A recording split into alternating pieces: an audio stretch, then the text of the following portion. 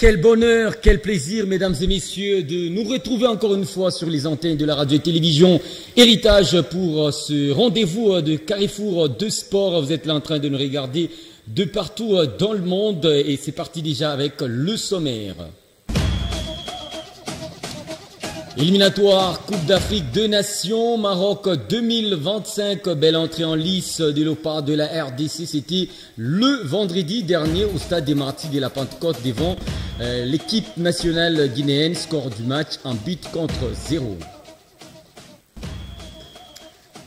Le tout-puissant Mazembe Anglebert a bel et bien présenté son effectif en rapport avec la nouvelle saison sportive. C'était le jeudi dernier à Kamalondo au temple d'Ibadi Angwena avec deux rencontres de gala. La formation zambienne des Kana Red qui était là comme sparring partenaire pour le Corbeau de Mazembe. 0 but partout pour la rencontre première. Et puis en deuxième explication, l'équipe de Mazembe avait gagné ou pourquoi pas remporté avec un score de 2 buts contre 0.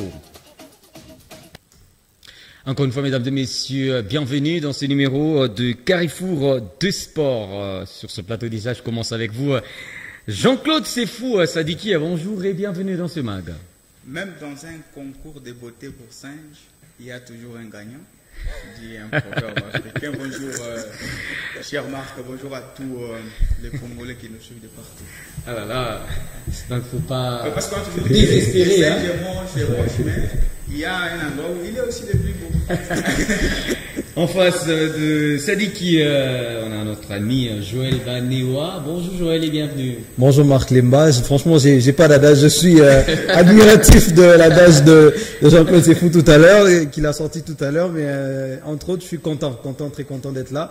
Et on est là pour parler sport et c'est surtout ça l'essentiel et c'est un grand plaisir. Ah, ça a été une très belle décoration le jeudi dernier au temple de Badiangwena à Kamalondo. Je parle là de ce 12e homme qui a répondu valablement à ce rendez-vous. C'était justement la présentation de nouvelles recrues, mais également en général de cet effectif de Corbeau de Mazembe en rapport avec la nouvelle saison sportive. D'ailleurs, je vous prie de regarder cet élément de Jean-Claude Sefou.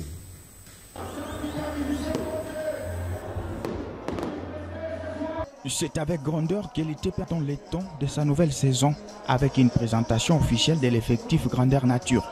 Un temple de Kamalondo archi-comble, un public qui donne de la voix, une communion parfaite entre les noirs et blancs. Je suis d'abord personnellement content parce que je suis venu d'abord encourager notre équipe, soutenir l'équipe pour pousser l'équipe d'aller de l'avant. Je suis tellement ému de cette organisation.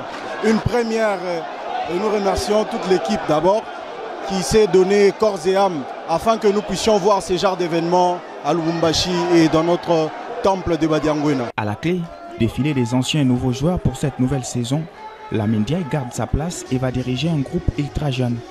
Aliou Badara, Siadi Badio ou encore Ibrahim Moukoro dans les bois. Les tout jeunes et leader défensif capitaine Tambwe Kalonji sera aux côtés probablement d'Atibou Radjabou, Ernest Luzolo ainsi qu'Ibrahim Keïta. Zemanga, Badamasi ou encore Ngimbi, un mégastar, Kabouit en crack, Philippe Traoré en finisseur. Pour ce qui est des nouveaux joueurs, les uns aussi jeunes comme les autres, à quelques exceptions près. Les deux routiniers, Obed Mayamba ou encore Merveille Kikassa. Pour le reste, ça va faire trop jeune. Dylan Lumbu, Christian Iboué, Ousmane Kamisoko ou encore Banks Bungu, qui sont probablement les futurs trésors Poutou. Face à Kana FC de la Zambie, les TP a livré 2 matchs devant ses supporters avec les sourires aux lèvres. Les deux équipes B, sans spectacle mais avec du panache, se sont quittées sur un score de 0 but partout. Alors que chez les A, ce qui se rapproche un peu au 11 officiel de la Mindia cette saison, a complètement laminé Kana FC sur le score de 2 buts à 0. D'abord un golazo de Oscar Kabouit, un but en opportuniste de Zemanga Sosé. Le tout-puissant Anglebert Mazembe lance donc sa saison en grande pompe. Première étape, Red Arrows de la Zambie dans un bref délai pour les comptes de la Ligue des Champions. Pour rappel, les TP est sur beaucoup de tableaux, Ligue nationale de football, Ligue des champions de la CAF et l'African Football League.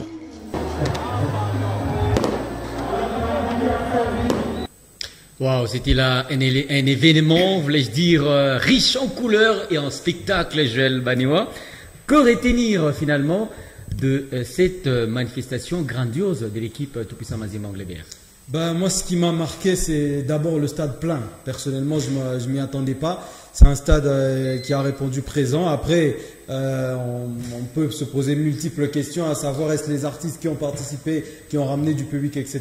Je suis vraiment pas, j'ai pas trop envie d'entrer dans ce débat-là, mais ce qu'on va retenir, c'est qu'il y avait un stade Tout-Puissant Mazembe Anglebert de Kamalondo plein comme un œuf. Et aujourd'hui, c'est une note positive pour les débuts de cette saison, même si on a quand même vu dans les chefs des supporters du Tout-Puissant Anglebert Mazembe une forme de regret par rapport à ce qui se passait sur le terrain, que ce soit le premier ou le deuxième match. On a senti que les supporters, malgré la fête, mais il y avait cette forme-là de crispation. Les supporters n'étaient pas contents de ce qui se passait sur la pelouse, mais le public a répondu présent, il y avait une belle ambiance et malheureusement le spectacle sur le terrain n'a pas eu lieu. Les artistes ont donné ce qu'ils pouvaient donner. C'est un jour historique et on partageait avec Jean-Claude Sefou Sadiki pendant cet événement-là. On se disait, si Mazembe arrive à garder cette habitude, à perpétrer cette chose qui peut devenir une tradition, ça serait une bonne chose pour cette équipe de Mazembe, parce que là, avec des joueurs entre guillemets lambda, il y a eu un stade plein, il y a eu une très belle fête. Donc à partir du moment où Mazembe va commencer à de nouveau recruter des très grandes stars, on aura une fête et un jeu complet sur le terrain, parce que vous allez remarquer qu'à l'applaudimètre, les plus applaudis, selon moi, c'est le gardien Badara Fati, c'est lui qui a été le plus applaudi. Ensuite, il y a eu Kaiser, oui, justement, Zemanga Sosé qui a été très applaudi, sans oublier bien sûr le président lui-même, et aussi Trésor Poutou qui était là, qui a tenu un discours. Il a été applaudi de manière remarquable, mais en dehors de ces personnes-là, en dehors de ces protagonistes-là, l'effectif a été complètement méconnu. Et aussi, s'il faut peut-être un petit peu chercher les petites poils dans la soupe, c'est quand même cette présentation, à mon avis, qui n'a pas été bien faite, mais qui a quand même été faite. Jean-Claude, c'est quoi l'influence sportive en rapport avec l'événement? L'influence sportive, je crois, je l'avais dit, il y a moins de stars dans cette équipe d'IT Anglebert Mazembe. Il n'y a que Moïse Katumbi qui serait acclamé. Ça a été le cas. Lamine Ndiaye, via sa saison dernière. Aliou Badara, qui est devenu le chouchou.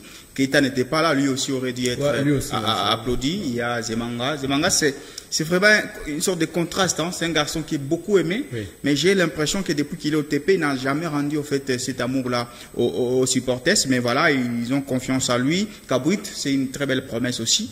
Mais dans la manifestation, je trouve que le TP a répondu à une question non posée. Oui. La question était laquelle? C'était est-ce que les joueurs sont enregistrés? Personne n'a évoqué en tout cas quelque chose allant dans ce sens. On nous a certes présenté les anciens et les nouveaux joueurs, oui. Mais on ne nous a pas dit que ces nouveaux joueurs-là sont inscrits. Puisque la question était, est-ce que les joueurs du TP qui sont recrutés sont-ils inscrits à la FIFA? Inscrits peut-être avec c'est là où je me suis dit, des Don Bosco. Peut-être, mais il fallait quand même qu'on nous dise, puisque je me suis là Mazembe a répondu à une question qu'on ne lui a pas posée. Malheureusement, on a été plus emballé par les œuvres protocolaires des artistes, oui. Et tout, mais je crois l'essentiel a été fait. Il faut soigner l'image du TP Anglebert Mazembe. Ça faisait longtemps que ces stades-là étaient remplis. Et donc, voir 18 000 personnes se déplacer pour des matchs amicaux, mais également d'autres exhibitions, ça montre à quel point le TP a encore cette influence-là. Il faut juste savoir taper là où il faut pour éveiller la curiosité de ces fans. D'ailleurs, à l'issue de ces deux matchs de gala, 0 but partout pour la première rencontre, puis 2 buts contre 0 en faveur de Mazembe en seconde explication. Vous nous avez concocté un 11 type de Corbeau avant justement cette nouvelle saison sportive avec Orphée. Il va devoir nous balancer cette affiche, mesdames et messieurs. C'était le choix du desk des sports de la radio et télévision Héritage. Jean-Claude, allez-y. Alors, ce qui est vrai, c'est que c'est déjà les 11 de Lamine Ndiaye pour le match des A. Parce qu'il y avait des matchs, le premier et le second. C'est sur les seconds là que nous nous sommes dit, attention, Lamine, sans le savoir, peut-être, il nous a déjà donné les 11 officiels. C'est à partir de ces 11 là qu'il va graviter, en tout cas, l'ensemble de la saison de Lamine Ndiaye. Il faut rappeler que pour préparer les matchs face à Red Arrows, il n'a pas opéré des changements. Ouais, 90 minutes sauf au poste de gardien, oui. Où Badara a laissé la place à Siadi Badio. Mais en défense, donc, on peut s'attendre que durant les 10 prochains mois de TP Anglebert Mazembe, nous aurons les capitaines, en tout tout cas, le très jeune capitaine Etambo Kalonji, qui sera dans l'axe de la défense, il va être aux côtés d'Atibou Rajabou. Ça crée un tout petit peu des remous, puisque les gens aimeraient également la jeunesse de Madouzone, mais Madouzone pourrait être cette doublure-là d'Atibou Rajabou. À gauche, logiquement, nous avons Ernest Luzolosita, avec Mortala qui va venir, sans oublier les Rajabou qui viennent des Dauphins Noirs. Lui également, ça sera une doublure. À droite, sans débat, c'est Ibrahima Keita. Il n'était pas là le jour de la présentation, il était déjà en sélection, mais il va retrouver sa place de titulaire. De cela, il y a encore Ndongala. On ne sait pas si le TP aura au fil de ce joueur-là, mais Ndongala va aider un tout petit peu en doublure. Mais pour le moment, Lamine Ndiaye travaille avec Gloire Moujaya. Depuis la saison dernière, c'est lui qui s'y plaît un tout petit peu l'absence de notre ami Ibrahima Keita. Au poste numéro 6, ça sera Badamassi. Et donc, on sous-entend que l'ami de Joël Banewa, qui est Ngalamoulou Meboaz, lui sera une doublure.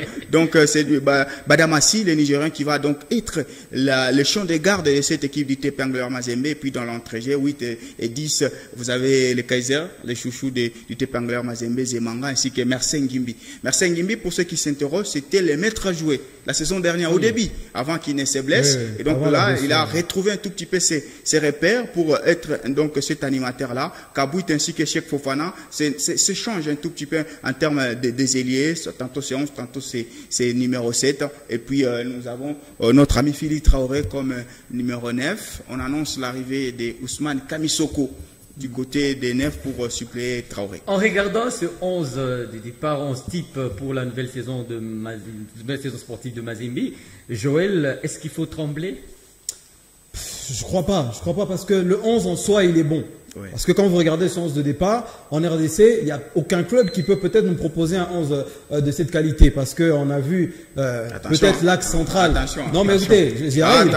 L'axe central pour moi, c'est peut-être la grosse interrogation. Il est loin du 11 de Maniema. Pour moi, l'axe central, c'est peut-être la grosse interrogation. Mais à partir du moment où ils vont répondre présence, à partir du moment où ils vont répondre présent, ça sera le cas. Merzen Ngimbi, s'il n'est pas blessé, c'est un joueur exceptionnel.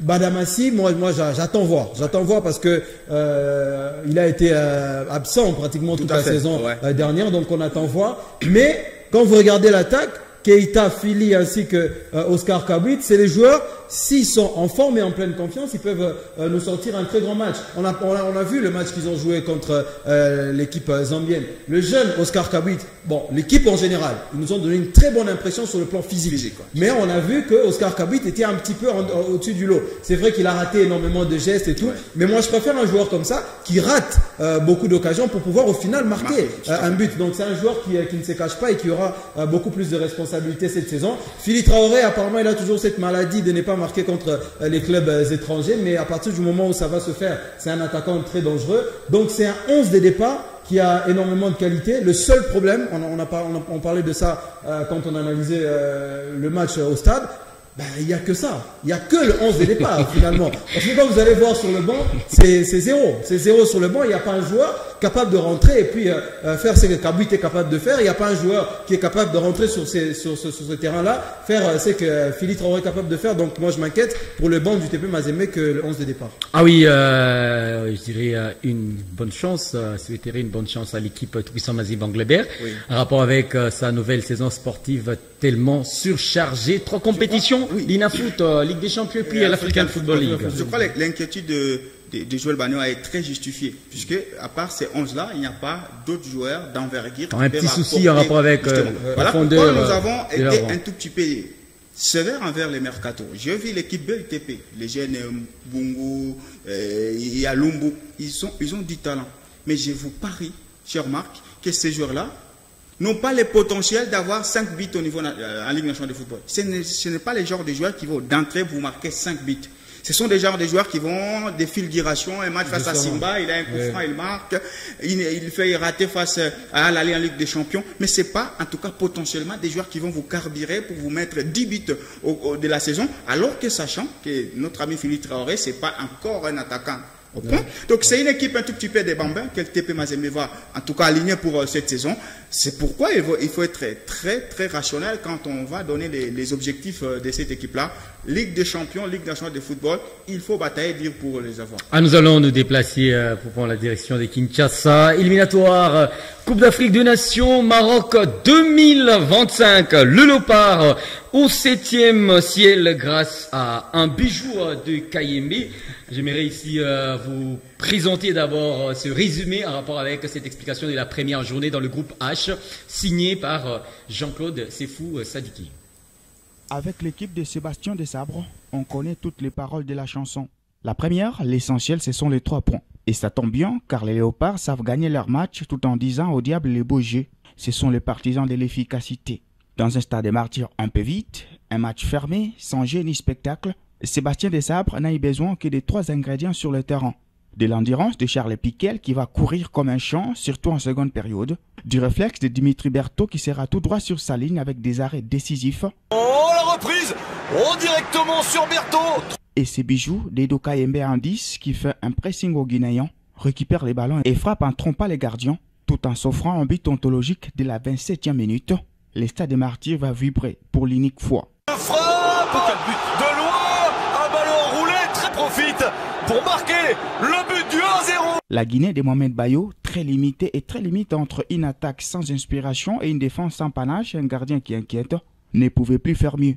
Tout de suite, la seconde période va ressembler à la première. Déchet technique, le jeu de ping-pong va conduire les 2 sélectionneurs à opérer quelques changements. Côté congolais, Mayele, Elia puis les jeunes Noah Sadiki vont monter. Mais la fatigue aura déjà gagné les terrains et malgré la volonté de Mayele, ça sera sans succès. L'on note quand même l'entrée remarquée du jeune Noah Sadiki qui honorait là ses premières minutes avec la sélection congolaise. Que retenir alors après ces matchs? Les 3 points qui placent la République démocratique du Congo déjà première du groupe pour ses éliminatoires pour la CAN 2025. En attendant la 2e journée qui arrive déjà ce lundi face à l'Éthiopie en Tanzanie. Autre chose à retenir, Edo Kayembe qui joue au parfait son rôle de numéro 10 avec ce but, comme avec son club de Watford en Angleterre. Dimitri Berthaud qui s'impose comme les bons remparts et ce, malgré les retours de son légitime titulaire Lionel Mpassi. Joël Baniwa, c'était une ambiance de folie pour ce match, je dirais même un petit rendez-vous. Je voulais juste dire ici, tout a été réuni pour cette très belle entrée de Léopard de la RDC en rapport avec ce rendez-vous africain. Oui, c'est un match, moi, à mon avis, qui m'a laissé un petit peu sur ma faim. Parce qu'on a beaucoup critiqué le style de jeu de Sébastien Desabre. Et moi, quand j'ai vu le 11 de départ, je me suis dit, mais face à une équipe de Guinée que tout le monde a annoncé mal barrée face à la RDC, on l'a vu. C'est pas une équipe de Guinée qui a été non plus extraordinaire, avec beaucoup d'absents et un nouvel entraîneur qui est en train de se rechercher. Sébastien Desabre nous propose un 11 de départ avec 3 milieux de terrain à caractère défensif. Ça, j'ai pas compris le choix de l'entraîneur. Théo Bongonda en très très mauvaise forme, mais qui a quand même été titularisé. On a eu un match où en première mi-temps, ni tété ce but d'Edo Kayembe, la RDC aurait fait 0-0 face à une équipe guinéenne qui était sur la défensive pratiquement sur toute la première période. C'est en deuxième mi-temps qu'on a essayé de sortir un peu du côté des Guinéens. Ils ont essayé de faire un petit peu le jeu. Donc, un match, on gagne 1-0 grâce à ce bijou dont on ne se lasse pas de regarder les images depuis hier. Mais quand on regarde dans le fond, la RDC, défendre, on sait faire. Mais à un moment donné, on se pose des questions si finalement, ce n'est pas un peu de trop. Le jeu de Sébastien Desabre qui n'arrive pas à produire. Parce qu'aujourd'hui, 3 milieux défensifs pour un match où vous allez dominer, vous gagnez difficilement face à un adversaire relativement faible. C'est pas rassurant. C'est pas rassurant, c'est comme moi hier j'ai vu au stade de Martyrs, c'est pas rassurant pour la RDC. Mais on a comme l'impression que c'est une habitude qu'on est en train de prendre. On se dit, bon, avec Sébastien Desabre, on joue pas bien, mais au moins on gagne.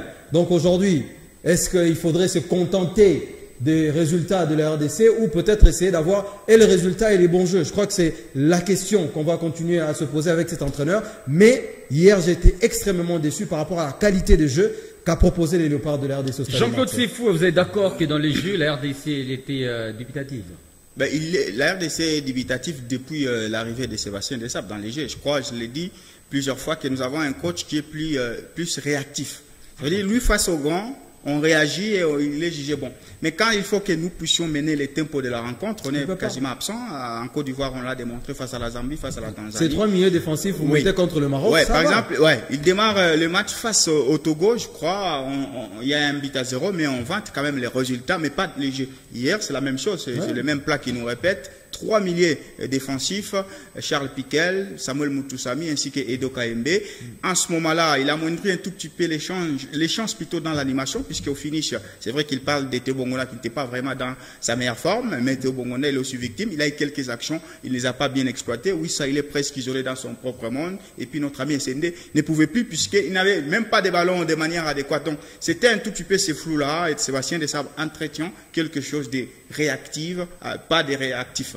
Pas d'actif plutôt. Je vous garde, Jean-Claude Sefou, ça dit qu'avec déjà cette interprétation en rapport avec la seule réalisation, tout au long de cette explication entre la RDC et la Guinée, c'était un but marqué par Edo Kaembe. On y va. Alors on est à la 27e minute, alors que le stade il est mouant, il n'y a presque pas de bruit. Pourquoi? Puisque dans les jeux, on ne propose presque rien. Nous avons à ce moment-là Charles Piquel qui essaie un tout petit peu de dépatauger, Samuel Mutusami qui manque de l'influence. On a un match très fermé. C'est à ce moment-là que la défense guinéenne est en train petit à petit d'exploiter les ballons. Les bons pressings, et là c'est quand même le côté beaucoup plus anglais de notre ami Edo Kaembe. Ce geste qu'il fait, c'est un geste qui témoigne à quel niveau nous avons un attaquant qui est, non pas un milieu qui est en pleine forme, qui est en pleine confiance. Il va faire ses pressings et puis il va récupérer les ballons. Là on va parler de l'imbroglio un tout petit peu tactique de notre ami Sébastien Desabre, c'est que quand il fait ses pressings, il récupère les ballons, regardez, il se retrouve 3 joueurs. Oui.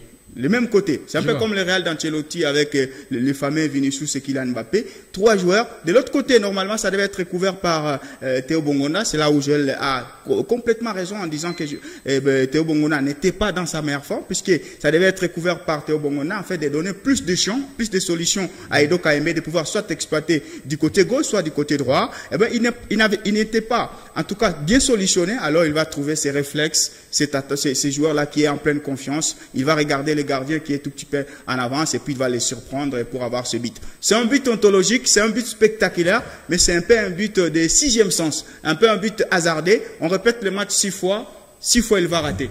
Parce qu'il n'avait pas beaucoup plus de solutions. En résumé, je pense qu'il y a eu une incompréhension tactique.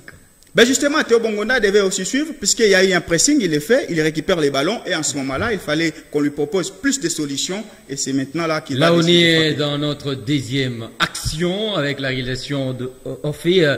Toujours Jean-Claude, on va regarder cette action. Alors, la deuxième action, c'est pour montrer un tout petit peu la présence en termes de gardiens de notre ami Dimitri Berthaud. Ouais. En tout cas, c'était pas gagné, je crois. Il réalise 3 ou 4 arrêts réflexes qui sauvent un tout petit peu la République démocratique du Congo. Sur ça, il y a un corner et puis il y a une tête. Je crois, Chancel Bemba ainsi que Inonga Baka ont perdu 3 fois la bataille face justement à ces attaquants-là. Heureusement, avec un gardien qui a des réflexes et surtout qui est très très en place sur sa ligne plutôt, il était capable de capter comme sur cette action le ballon sans pour autant le relâcher. Cette action-là, il a répété plus de 3 fois durant cette explication. Ça montre que moi, je lui ai donné personnellement 9 sur 10 puisque au-delà de Edo Kaembe qui a marqué, il y a également notre ami Dimitri Berthaud qui a essayé tout petit peu être ces derniers remparts-là qui a sauvé la... Joël Bagnéo avec cette révélation, explication de Jean-Claude Sefou Sadi, qu'il faudrait-il s'inquiéter déjà avant d'affronter ce lundi du côté de la Tanzanie à Dar es Salaam, l'équipe nationale éthiopienne d'ailleurs qui a tenu un échec la formation tanzanienne lors de la première journée de ces éliminatoires. Oui, ça c'est un signal que les Éthiopiens ont envoyé aux Congolais pour dire qu'ils ont la tête sur les épaules, ils ont la tête en place, donc ils vont essayer d'inquiéter les Léopards. L'Éthiopie, c'est quand même une nation qui est en train de prendre l'habitude de jouer à la CAN. Par rapport à ce qu'on a vu tout à l'heure sur les analyses de Jean-Claude, oui, je l'ai dit en début, Théo Bongona n'était pas forcément dans la plénitude de ce qu'il est capable de faire. Donc il a un petit peu emmené plus de problèmes que de solutions dans ce match. Pour moi, c'est un joueur qui devrait peut-être ne pas finir le match. On aurait pu le repositionner dans le milieu de terrain, qui soit l'animateur de jeu et qu'on nous mette un autre latéral droit qui aurait pu apporter justement cette double profondeur. Mais c'est un joueur en confiance. C'est un joueur en confiance, Edo Kaembe. Le but qu'il marque, il joue en championship, il a déjà marqué 3 buts, c'est un milieu de terrain. Donc là, c'est son 4e but de la saison. C'est un joueur qui a sauvé hier les Léopards. Était lui, on fait 0-0 à domicile contre la Guinée. Sur Dimitri Berthaud, ben, on n'en parle pas assez, mais dans un grand club ou dans une grande équipe, le gardien ne fait pas forcément 10 arrêts. Mais quand il faut faire un arrêt, il faut bien le faire. C'est ce que les Courtois font, c'est ce que les Manuel Neuer font, et c'est ce que lui a répété hier. On joue quand même face à un attaquant, Mohamed Bayo, c'est quand même un attaquant qui joue en Europe, qui a quand même un certain niveau. Chancel Mbemba, sur quelques actions, on l'a vu un petit peu en difficulté. Inonga Baka mêmement. Donc ils étaient en face d'un attaquant capable d'apporter du danger. Mais il y a eu un gardien qui a répondu présent et on sait que Mpassi, il a eu une grosse blessure, il va peut-être revenir, mais avec ce que Berthaud est en train de montrer depuis l'absence de Lionel Mpassi, l'entraîneur aura un lourd choix à faire parce que le gardien a montré de quoi il était capable, bien qu'il est remplaçant dans son club. Et surtout en termes de coaching, là, quand même, il faut jeter des fleurs à Sébastien Desabre. Il parle à la fin de la rencontre, il dit que c'était un choix tactique de mettre Edo Kaembe en animateur. Parce qu'il dit c'est ce qu'il fait déjà du côté de son club. Voilà, ça semble être payant puisque c'est le seul qui faisait. Oui, c'est le seul qui. J'ai l'impression que c'est lui-même qui faisait le pressing. Il essayait un tout petit peu de constituer ces premières barrières pour la relance guinéenne et ça, c'était plutôt bien. Du côté des gardiens, je trouve, avec les temps, ça va poser un problème puisque déjà en club, il n'a plus de temps de jeu. Il n'a pas de temps de jeu en club. Alors que si Lionel Mpassi revenait avec son club, il reprend sa place de titulaire. J'ai vraiment mal qu'un sélectionneur mette celui qui n'a pas de temps de jouer en club titulaire. Donc, je trouve que c'est à lui maintenant de fournir des efforts et que les clubs l'aident. Mais sinon, pour les matchs face à l'Éthiopie, moi, j'ai pas aussi d'inquiétude. Pourquoi? Parce que, avec un Edo Kaembe capable de te faire ce qu'il t'a fait là, regardez la deuxième période de Piquel, il est capable de te courir, il était tellement émoussé, très fatigué. Piquel, c'est son style. C'est ça, en fait. Il faut être trop mécanique face aux Éthiopiens. Déjà, techniquement, on est en dessous d'eux. Donc, on va essayer maintenant d'apporter cette mécanicité pour étouffer maintenant leur non-jeu. Puisqu'ils vont nous proposer un non-jeu pour nous contraindre certainement à un match nul. Peut-être la toute dernière question en rapport avec ce rendez-vous de ce lundi. Ce sera la deuxième journée de ces éliminatoires de la Coupe d'Afrique des Nations Maroc 2025 face à un autre poussé, l'Éthiopie. Maintenant, en rapport avec l'alignement. Je parle ici d'un avant-centre capable d'aller chercher finalement un but parce que pour la récente explication, Kalele n'a pas marqué, et Sende également, il n'a pas marqué. C'est quoi votre choix? Moi, je pars sur Samuel Essende quand même, parce que quand on regarde le match qu'il a fait hier, c'est le seul, il tape pas la barre, c'est un but magnifique. Si ce ballon ne tape pas la barre, c'est un but extraordinaire. Dans cette équipe de Sébastien Desabre, il faudrait un attaquant capable de se procurer pratiquement seul les occasions. Et Sende, c'est un joueur qui va vous bousculer les défenseurs centraux. Il se bat dans l'axe central. C'est pas un joueur qui va décrocher, essayer de jouer à la Benzema, il peut pas. Mais lui, dans l'axe, quand il est dans sa surface de réparation, il est ultra dangereux. Et avec une équipe de Desabre qui ne fait pas le jeu, qui pratiquement, ils essayent de balancer les ballons, il faudrait un joueur comme Essende, capable de garder le ballon, capable de se battre avec les défenseurs et capable de se faire ou de se créer ses propres opportunités. Kalala Maele, c'est beaucoup plus vraiment, et moi je l'ai vu hier, c'est un joueur qui, bien qu'on l'a défendu le fait qu'il puisse un jour devenir titulaire, mais dans cette équipe de Sébastien Desabre, pour moi, son goût aujourd'hui, je trouve qu'il est beaucoup plus savoureux de le voir en tant que super sub ou remplaçant. Parce que quand il entre, il apporte un style différent, il apporte beaucoup de vitesse, il bouge énormément, alors que Essende, en première mi-temps, aurait déjà fatigué les défenseurs. Donc le style, les deux, je trouve que ça se conjugue assez bien, mais pour partir sur un attaquant phare qui doit commencer les matchs, je crois que c'est Samuel Essende qui part favori, surtout qu'il est en bonne forme avec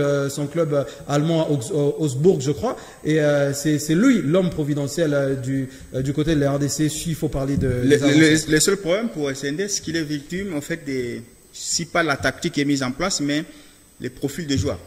Aujourd'hui, ce que Wissa te propose en club, c'est pas la même chose qu'il te propose en sélection.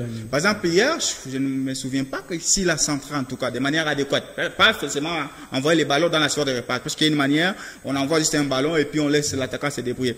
Un centre ciblé, un centre où toi-même tu t'es dit ça va atterrir sur la tête de mon avant-centre. Je trouve qu'il n'est pas aussi bien alimenté. Et sur le côté, puisque Bongonda il fait un non-match, Wissa il fait un non-match, et puis dans l'animation il n'avait presque personne pour animer. La preuve c'est qu'il n'y avait même pas de numéro 10 des métiers. Donc je trouve que voilà, notre ami Essende, il est dans la sphère de réparation, mais il n'est pas assez alimenté. Pourtant, il a quand même un morphisme qui s'impose, il a une mobilité dans la sphère de réparation qui lui permet un tout petit peu d'étouffer les relances défensives. Ça, c'est quand même une très bonne chose. Maintenant, la palette que te propose Fiston Maele, c'est la profondeur. Or, la profondeur, il l'a plus quand c'est en seconde période. C'est là où l'équipe adverse va tenter de se laisser des espaces et tout. Donc, je trouve que c'est complémentaire. Et puis, dans la tête des Desabre, il mise toujours sur Essende, non seulement parce qu'il est pro, mais également pour essayer de lui mettre en confiance, puisque c'est quand même 3 matchs, 0 but. Et grâce à cette victoire étriquée d'un but contre 0, la RDC est en tête dans ce groupe H avec 3 points, suivi de l'Éthiopie et la Tanzanie, un petit point. Bon, dernier, la Guinée avec seulement 0 point. Et pour la prochaine journée, c'est déjà à partir de ce lundi 9 septembre 2024. La RDC, elle sera reçue du côté de la Tanzanie par l'Éthiopie à partir des 21h, mesdames et messieurs, heure de Lubumbashi. Et un jour après, la Guinée en découdra avec la Tanzanie. C'est donc fini, chers confrères. Merci à vous. On va suivre le match je crois. du lundi. Ouais, ça sera télévisé. Espérons, hein, espérons. Non, ça sera télévisé. Je sais qu'il y avait une bourde. On espère, oui, mais ce qui s'est passé, c'est national. c'est une honte, c'est une honte, une énième honte. Donc, Ah, la RDC. Merci à vous, Jean-Claude. Merci, je vous transmets tous mes sentiments sportifs à vous et à Bagnon. Voilà, merci également à vous, mon ami. merci Marc Lemba, merci à Jean-Claude Sefou, merci à toutes les personnes qui nous ont suivis. Grosse dédicace à tous les fans des Banambongo des Vita. Tu es en vrai aujourd'hui. Ah, il y avait pas 4 mousquetaires, mais 3 mousquetaires. Orphée, Christian et également Franklin, ils étaient là de l'autre côté pour... non, il y a les fameux Amido. Amido également. 4 mousquetaires. Les 4 mousquetaires, ils sont complets. Salut. Mesdames et messieurs, nous allons nous retrouver, ça sera la semaine prochaine avec une autre intervention de Carrefour de Sport. Restez encore une fois accompagnés de ce programme de la télévision à grande vision. Ciao, au revoir.